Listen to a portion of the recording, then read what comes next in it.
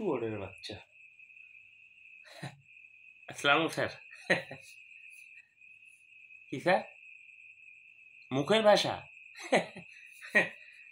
Sir আপনি তো জানেন শুনি আমাকে ডাকিছেন। টক শোয়ে আপনারা কারেক্ট ডাকেন না ডাকেন তা তো বুঝি না।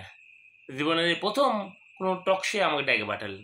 তো স্যার আমার মুখের ভাষা তো এরকম হবে স্যার। আমি তো স্যার আমার পেশা সম্বন্ধে তো আপনার ধারণা আছে। তো আপনার ধারণা নিয়েই তো আপনার ডাকিছেন। তো ভাষা তো একটু স্যার এরকম হইতেই পারে।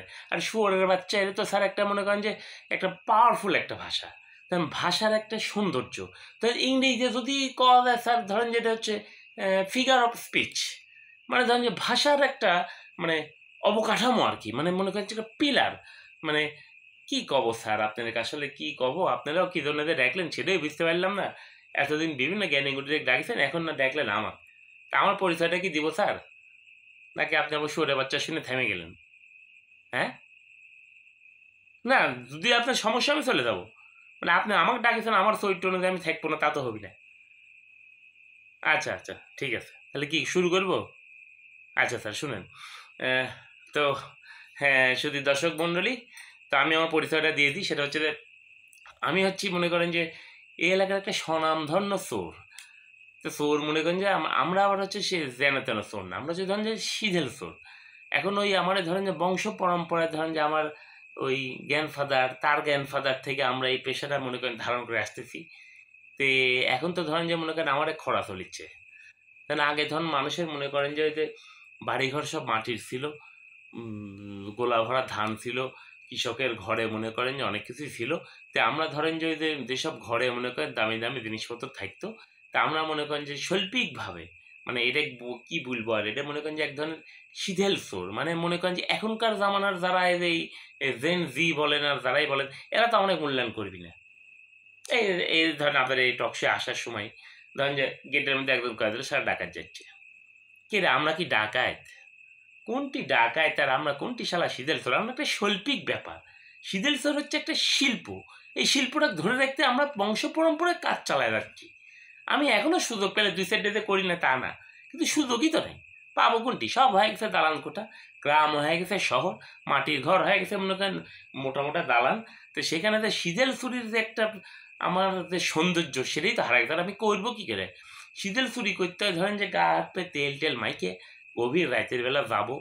মানুষের বাড়ি যেগুলো মাটির ঘর বাড়ি থাকে সেগুলো মনে করেন যারা একটু টাকা পয়সাওয়ালা মানুষ মনে করেন যে তারা ঘরটার মনে করেন আমরা একটু ওই যে মাটি খুঁইনে খুঁইনে খুঁইনে খুঁইনে যে চুরির যে একটা শৈল্পিক ব্যাপার এটা তো বংশীয়ভাবে চলে আসে, এটা তো সবাই পারে না। আরে এখনকার মানে আরে কি যে কব। তা আমি মনে করেন যে সেই বংশের একজন। তা আজকে ধরনের টকশে আমাকে ডেকে নিচ্ছে যে আমার একটা সাক্ষাৎ করবি, তা আমার শীতল চোর নাকি বাংলাদেশ থেকে উদাও। শীতল চোরই নাকি পাওয়া যাচ্ছে না, তো পাবি কি করে? আমরা তো মানুষের মাথার বাড়ি দেখাইনি রে ভাই। আমরা তো মনে করেন যে লুটপাট করে দেশের টাকা দেশেই রাখিছি। আর আমরা তো এরকম লুটপাটও করিনি। আমরা ধরেন যে ওই যে চুরি চামারি করে যে কয়েক টাকা পাইতাম এই যে সংসার করলাম চালাইছি। আমরা একটা সম্মান ছিল ধরেন যে এলাকার মনে করেন যে থানা পুলিশ থেকে শুরু করে মনে করেন সবাই অনেক চিনে এবং আমাকে একটু অন্যরকম সম্মান দেয়। এখন মনে করেন যে এই এখন আমার এই যে আসার সময় ডাকাত খেল, আমার ইজ্জতটাই তো মেরে দিল। তো তার তো করলাম শুয়োরের বাচ্চা।